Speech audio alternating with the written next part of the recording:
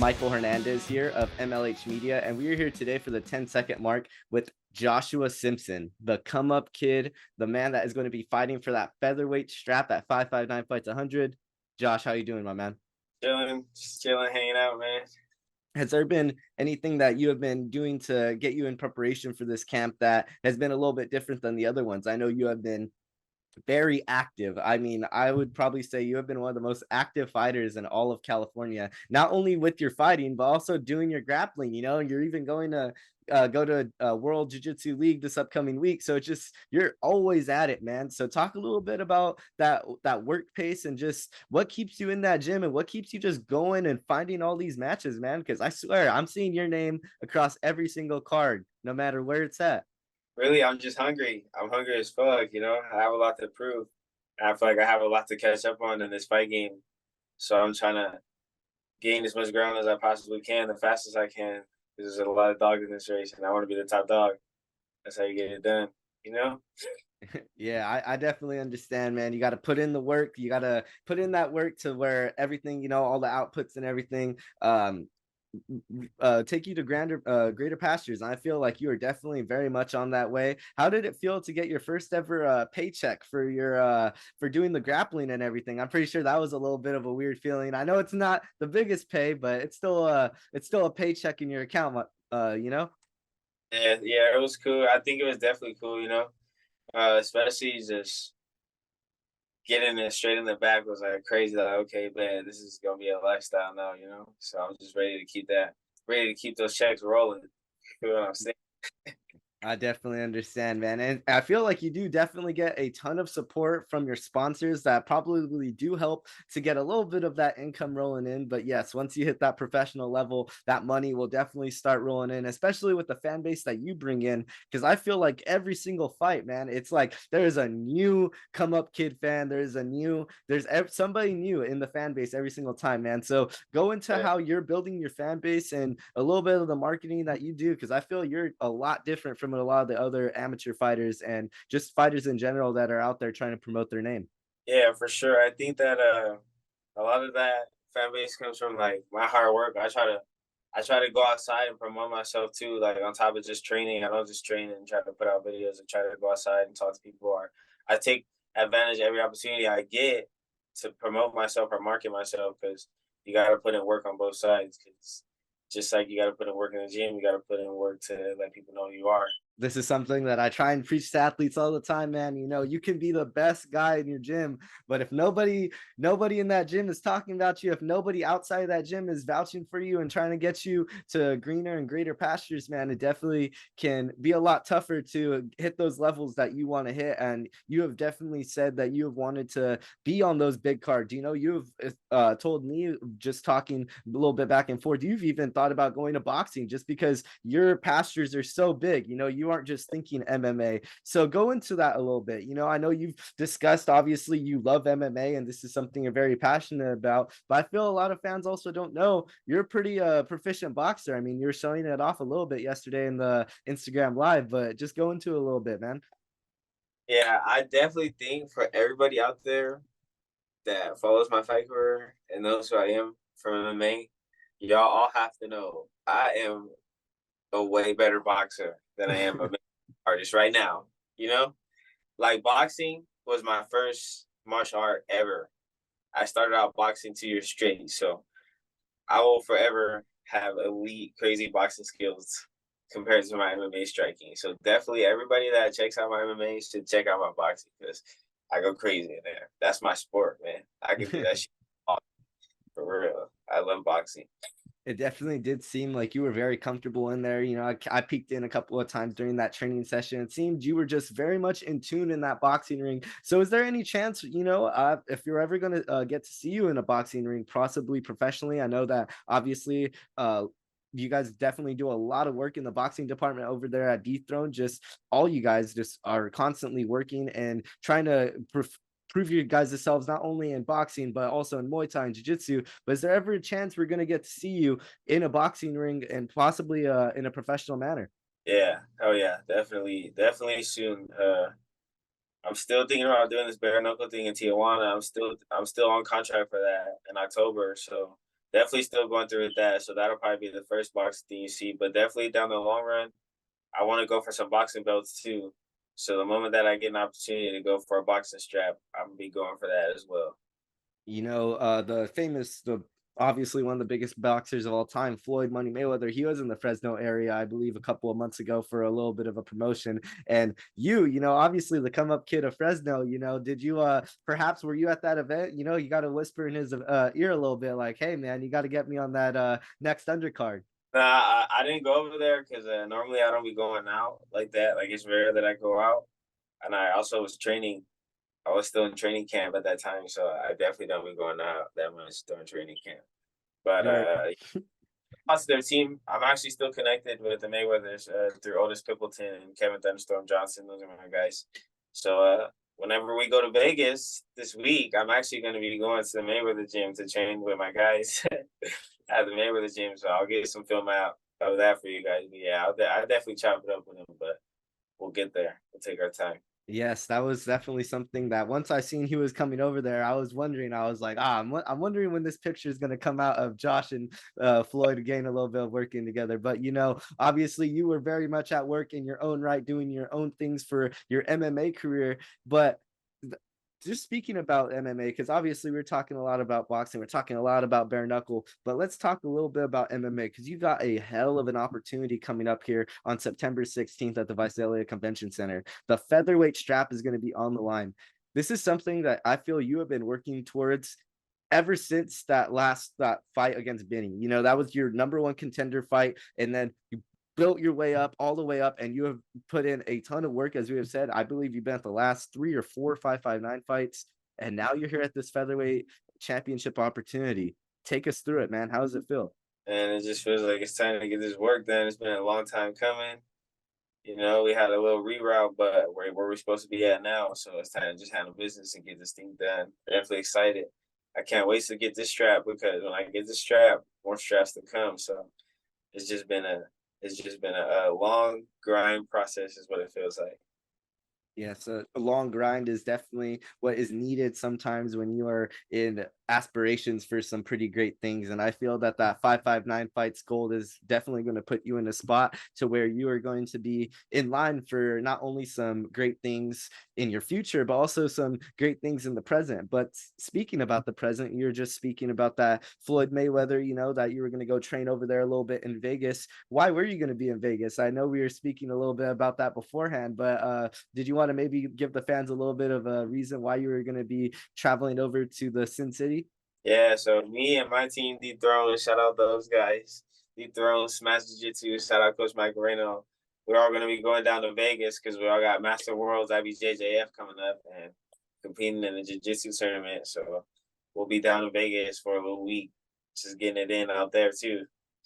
Is this going to be your first ever time competing over there at IBJFF Worlds?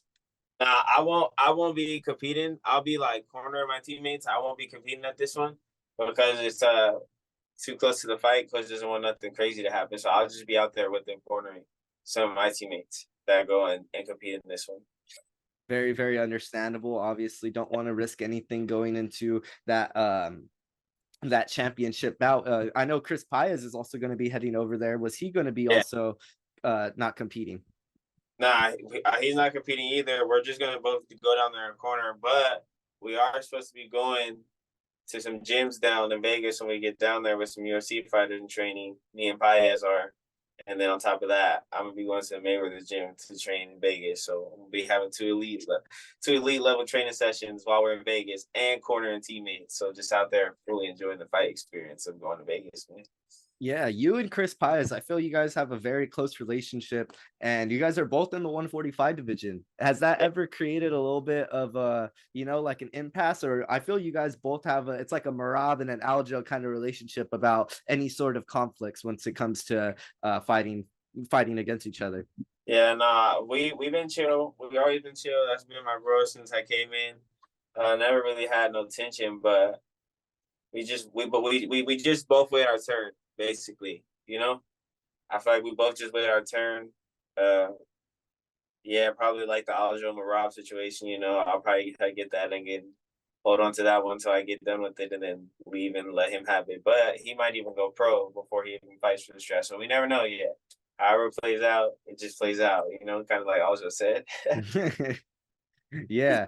No, and I love that you guys have that kind of camaraderie about the whole situation, because oftentimes, even in the amateurs, obviously we're speaking about UFC, we're speaking about Marab and Aljo, which are two of the top athletes on the planet, and two Right. guys that, very understandable because there's millions on the line, there's tons of sponsors, et cetera, et cetera. But even at the amateurs, some guys will often kind of beef over these titles. And it's good to know that you and your team have a very strong base, and you guys aren't letting these amateur titles, or you guys aren't letting titles in general just get in the way of your guys' training and bettering each other outside of everything, because oftentimes, that, as we have stated, that can be an issue, as MMA has proven to us in the past. We've seen Tito Ortiz and Chuck Liddell go at it. We've seen plenty of teammates go at it in the past, but you and Chris have always had a great relationship. Even after your last fight, I seen Chris just very happy, very happy that you had got that win, and very excited. And even when Chris was competing for the featherweight strap,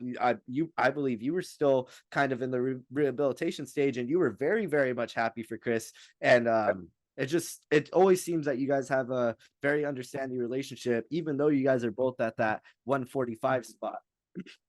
Sure. Yes, sir, for sure. We always just want to be teammates. Everybody in the gym, I feel like we're all teammates and we're all trying to make it to the same spot as a team.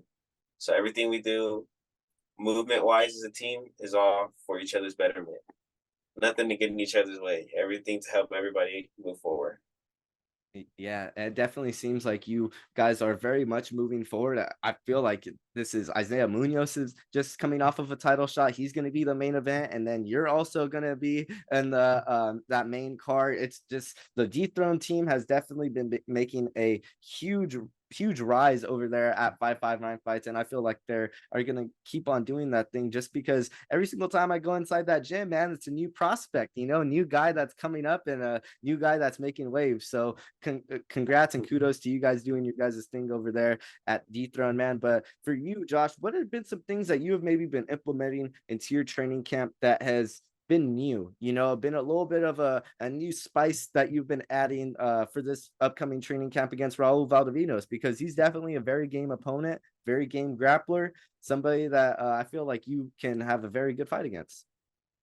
Yeah, so I added a couple people to this camp that I just started working with recently, and that's Vardanyan from our other Dethrone location. He's Armenian. He's a big Armenian grappler guy, and so we're gonna go over positions, a lot of positions, a lot of movements that those guys have, because there's some pretty good wrestlers, like pretty strong base, straight grappling wrestlers. So adding them to my camp, working with them on the weekends, and also at Marquitos' boxing, I've been working with them and getting some rounds with Mark Castro. So working both sides of my extremities, working both sides of my farthest elite boxing and my farthest side of elite wrestling for this camp. You Yeah. know? I feel Yeah. like you are always sharpening all of your tools. I was just about to say that, because I feel like anytime I see you at Dethrone, man, you're there for as however long, 6 to whatever. You're always there putting in long hours of work, and it's not just in one department. Oftentimes guys will get caught up in doing, oh, I just like to do striking, oh, I just like to do this, but you're there hitting every single circuit like it's a circuit training. You're there hitting everything, man. So definitely like a hamster on a wheel in that gym. You're always going at it, man. But I feel like Raul is definitely gonna be that guy that also comes at you and definitely can bring the fight to you, getting a TKO in his last fight out. Are you excited to play it out a little bit on the feet with him? Yeah, for sure. I'm definitely excited. I'm definitely excited to play it on the feet with him. I can't wait to get in there and show off some of my new moves in there. But definitely excited to play on the feet with him. So we'll see what happens if he stays there. A lot of these wrestlers don't like to stay under the feet once we start having fun. So we'll see what happens. Yeah, I could definitely see where a lot of guys wouldn't want to be standing on the feet with Joshua Simpson, especially with that boxing pedigree and with that standing pedigree. Sometimes it's just a little bit easier to shoot a takedown, But speaking a little bit about that last fight, it was a very, very late notice fight for you. I feel like you got that fight. We said it was on 1 day notice, but that was what, Uh, 12. 12 hours. 12 hours. So take us through that fight, man. What were your thoughts of what was exactly the conversation between you and the matchmakers, everything, man? Because this is obviously the last fight before a big title shot. Yeah, man. So I was with Burgos, George Burgos, couldn't wait because we were on the way to GB3 to cut weight. I had just left the gym with coach, and he calls me while we're cutting weight, like, "Hey Simpson, how much you weigh right now?" And I'm like, "I weigh whatever." He's like, "Okay, well, can you fight tomorrow?" And I'm like, "Oh yeah, for sure." And he's like, "Okay." He's like, "Well, get as far as you can down, get all the way down, fast all the way, and come weigh in and fight." And so in in that moment, I was just excited to fight. Like from that moment on, I was, like Coach calls you like, "Hey, come spar, or hey, come do this workout." Imagine Coach calls you like, "Hey, you get to fight tomorrow, pull up." I'm like, "Man." Yeah.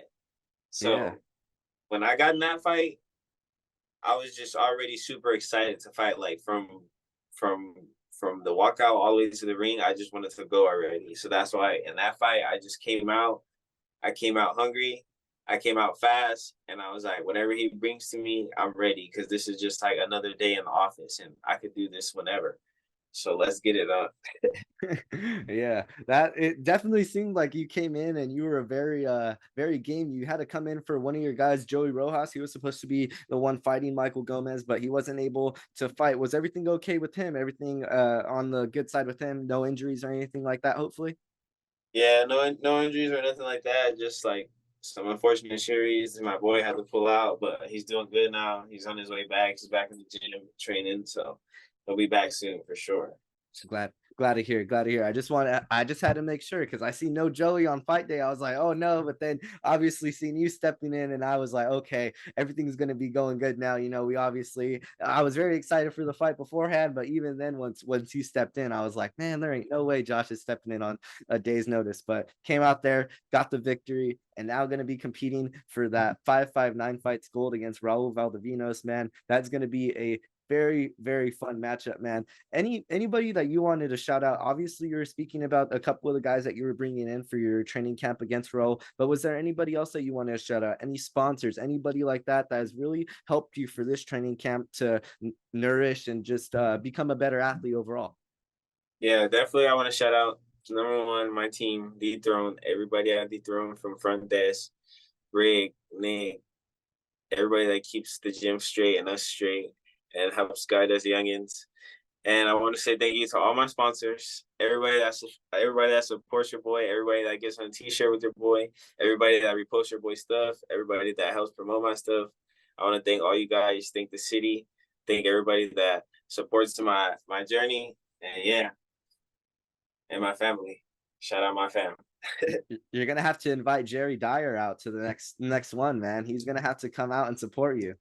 Somebody tell Jerry. Somebody tell Jerry come check out the new Fresno 559 champ because he about to go up, man. He about to put on for the city. Jerry, you gotta come check me out, man. I'm doing good for the city. You gotta come check me out. That's what I'm saying, man. Hey, Joshua Simpson, always a pleasure to get to talk to you, my man. Always love chopping it up with you and getting the chance to just catch up on live, getting to catch up on obviously this preparation that you have been taking for this extremely important fight, man. I am very excited for 559 fights 100. Obviously going to be a huge card. We got Isaiah Munoz on the card. We got Robbie Lopez on the card in the flyweight division. We got all kinds of champions on this card, man. So it is definitely going to be a very fun night, man. Make sure you guys are buying your tickets if you guys haven't already. Josh, did you have any tickets? Yeah, man. I still got tickets available. I'll be posting locations. You can come check me out at those locations, get some tickets. I'm always at events. If you catch me outside, pull up on me. I got tickets, or I'll be at the gym same time every day. Come get some tickets, man. Get your tickets to 559 Fights 100. It's the fucking anniversary card is going up. Come get your tickets, man. I guarantee it is going to be a banger card. Do not miss it, guys. September 16th. Mark your calendars right now as you guys are going to get to watch Joshua Simpson before he gets to go on that professional journey, man. I'm always telling everybody, capture these athletes before they go on that professional MMA journey. You'll get to say you got to see them before they made the big show and get to watch Josh Simpson as he takes on Raul Valdovinos in what should be a absolute amazing fight for the featherweight championship. Josh, thank you so much for coming on and talking with your man over here at MLH Media. And I just greatly appreciate you. Well, MLH Media, that's my guy. Hey, man, that is going to be it from us over here. Michael Hernandez of MLH Media and the 10-second mark. And we're going to be signing out with Joshua Simpson.